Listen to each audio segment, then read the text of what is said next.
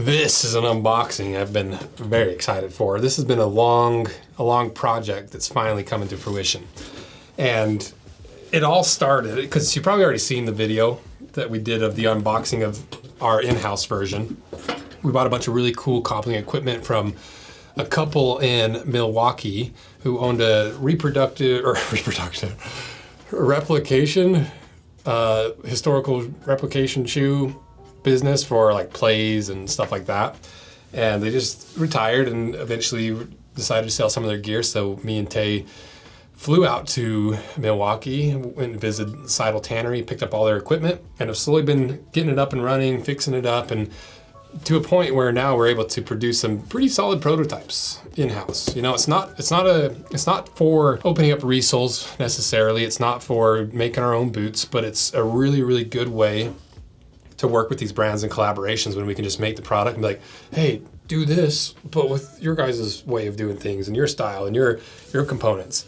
And that's what this boot was. You know, the initial concept was to make the perfect Pacific Northwest boot, which really was centered around what would be my dream boot for bear hunting. Because we go bear hunting up in Idaho. I haven't killed a bear, so don't get mad at me yet. I'm going in a couple weeks actually, so it's perfect timing for these to show up because I gotta get them broken in quick. And up there we go up to the north bit of Idaho, a lot of logging roads.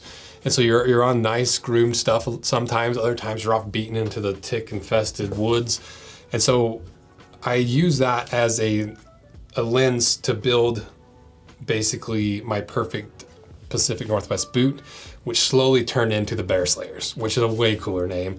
And it's a lot more targeted towards an actual purpose. And not that everyone that's gonna buy these is like, I'm gonna go slay a bear, but the name is cool. And it's just cool to be able to design a boot for bear hunting. And so if you haven't seen this video, go watch that. It's a nice, fun one. We recorded it months and months ago. It's gotta been over 9 months ago. And so this has been a long project that we've been working on, and it's a really exciting one. And we've adjusted the design a little bit since then, because this was kind of modeled after the World War I boot, I believe is the one it was. It was like the Russet 1914 or something, M1914. I can't remember off the top of my head, but we cut it in half. So if you want to watch that, here's the link or whatever.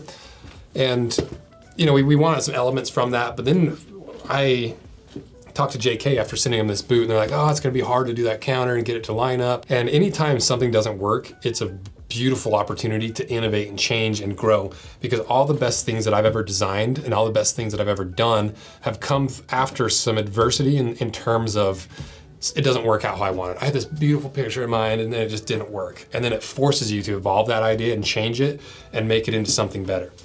And so that's what we did with this. And so here's my little mock-up I did to send to JK Boots based off of this. And so we'll see how close it is. We'll see how good it is, because you know, that's the thing with these collaborations is I don't own the boot factory. I'm like, hey, please make this. I'll do anything, please make this. And just beg them to make some crazy stuff and some really wild stuff. And it's impossible to get exactly what you want all the time, because it just doesn't work that way. But the foundation that I built this off of is one of my favorites, one of my favorite Pacific Northwest boots, the JKOT. It's out of all the Pacific Northwest boots, it's the most casual because it's got this feathered down midsole, and so you've got a lot more flex in the toe. They use the bison leather, it's really flexible, a lot less break-in period. You got your honey Vibram sole.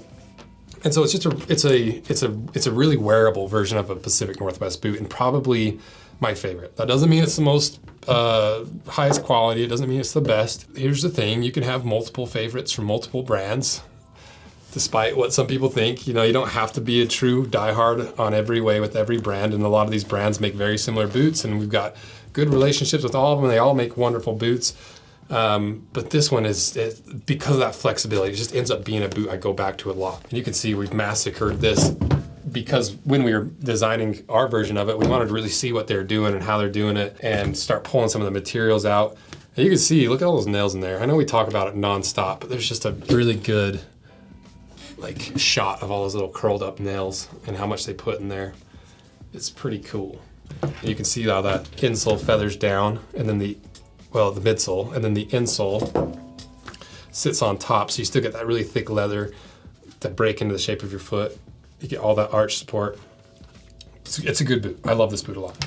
And it's a very similar last to the 4811 that we built the drifter boot on that we collaborated with Whites. It's kind of a square nosed, like long, not really wide through the toe box, not really wide through the ball of the foot, but it kind of continues wide up to the toes.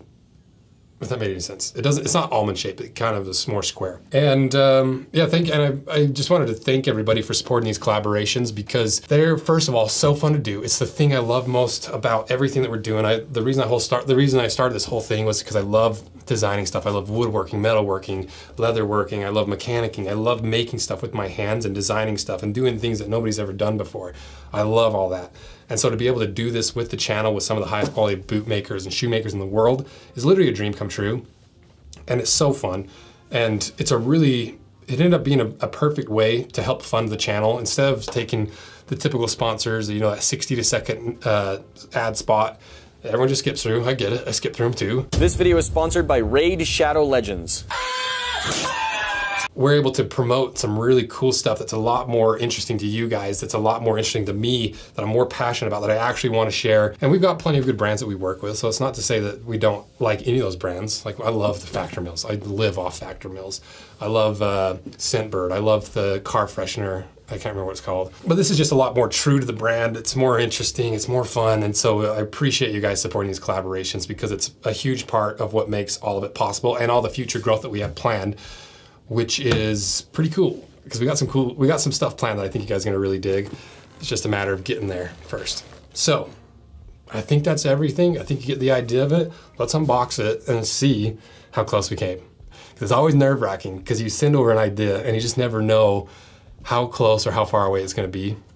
And it's exciting. So let's unbox it. Okay, got my top-down camera ready.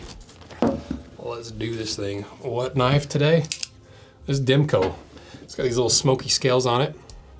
Dimco sent us these, just randomly, a box appeared in the shop, and I was like, oh, Dimco knives. I want all of them. And so I've been carrying this around a lot. I've also been getting a lot of knives in from Blade HQ for the unboxings. And I think you can buy this one on Blade HQ. So if you want this, check it out below. I swapped the blades though. I like this little stub nose blade more than the one that came on it. So before we gave the other knives to the employees, I did a little finagling and stole the cute little stub nose knife or blade. So let's do it.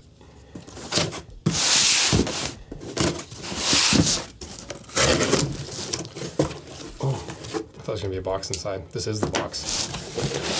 Okay. All right, we've got a nice little JK sticker. Welcome to the JK family. Lace up and experience a new world of comfort and durability. Nice little kilty lacing guide. Nice. That is actually very nice. A lot of brands assume people just know all this information right off the bat.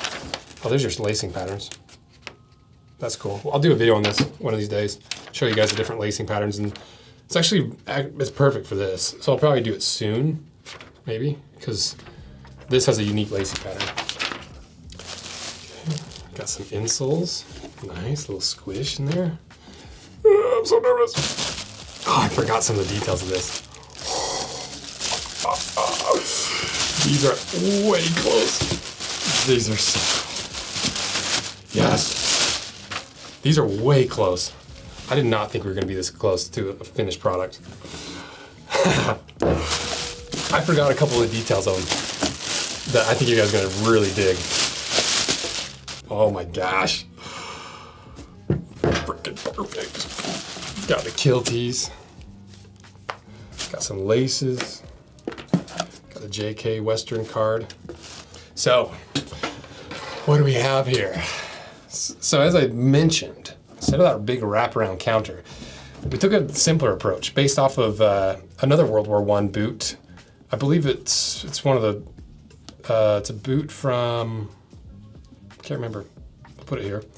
But I really liked how that upper came right down across the arch. And so instead of doing a super symmetrical boot like that, where you'd have a lot of arch support on the inside, but like extra leather where you don't need it on the outside, I begged Tim, like, let's make it asymmetrical.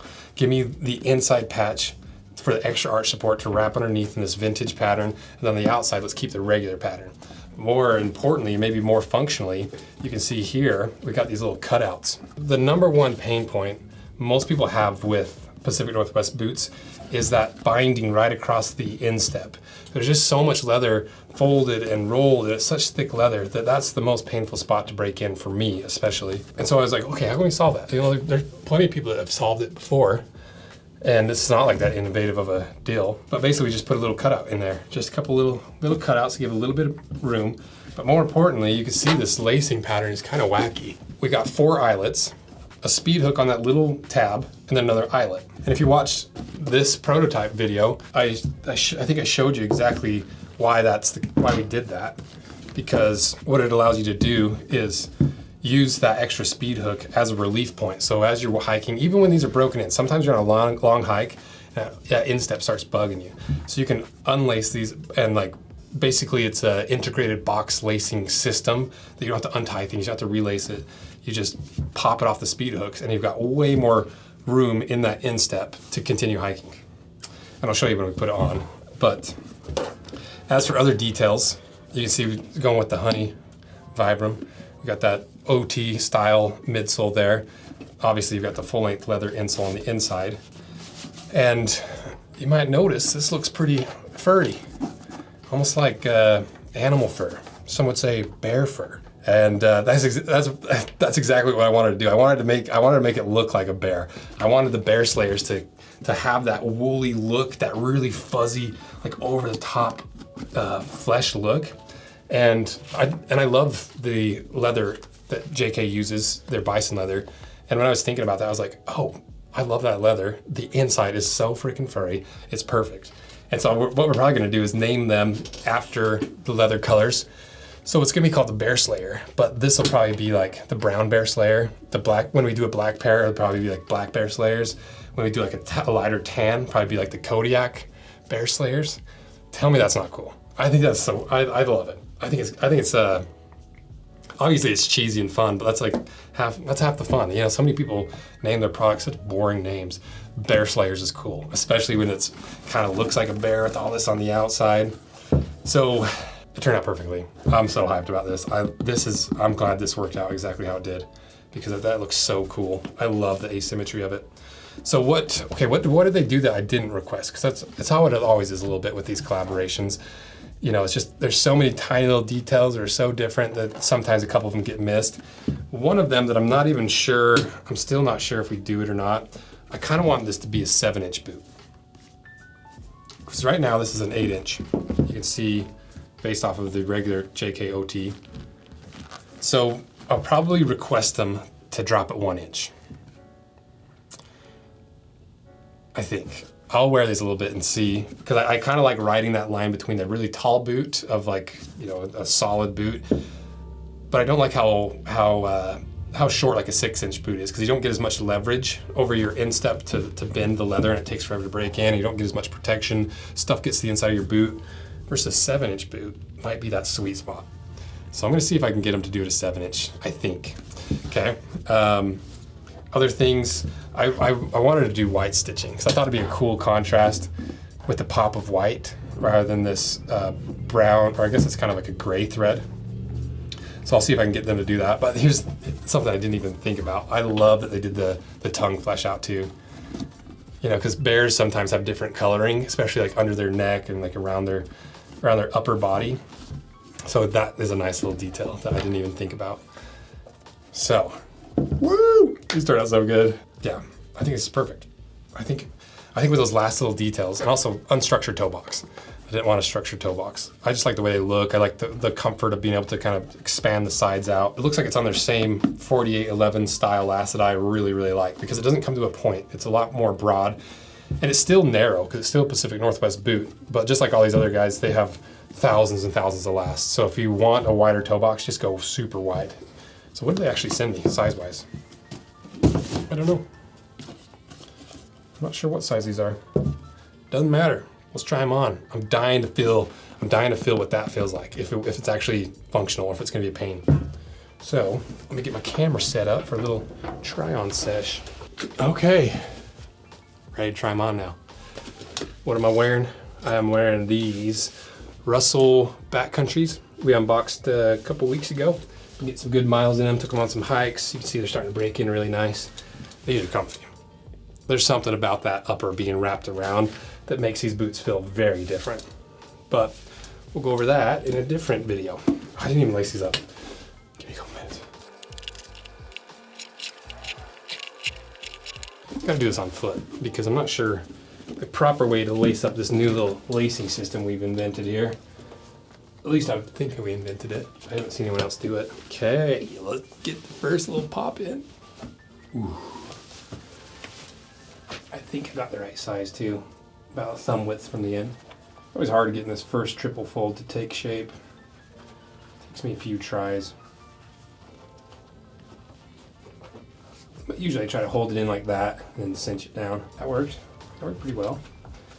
Pretty happy with that. Then we got speed hooks the rest of the way up. Yes! These are so cool. Oh my gosh.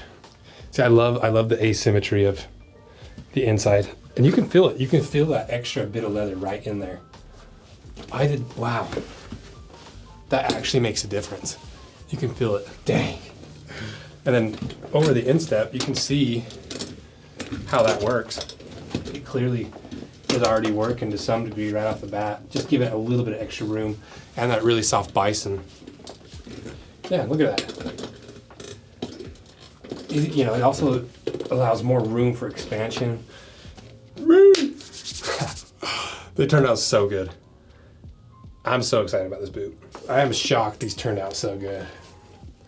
Usually we have to go back and forth a bunch of times. And obviously there's a couple little things that I would ask to be changed again, like the 7-inch and the white stitching. I think the white stitching just give it like, because the idea is like almost have it look like teeth. You know, there's always like white on animals, whether it's the bones, the teeth, the eyes.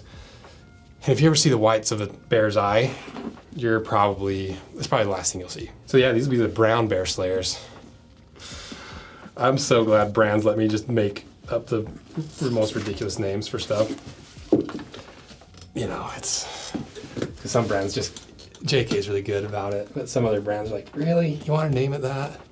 I'm like, come on, people think it's funny. I think it's funny.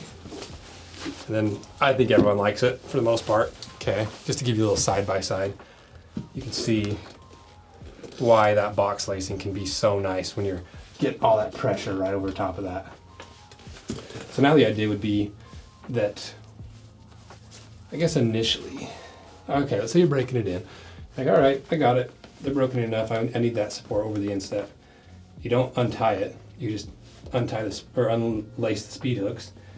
Get those little things on these speed hooks and just speed hook it back up like that. Didn't have to retie them. That freaking works.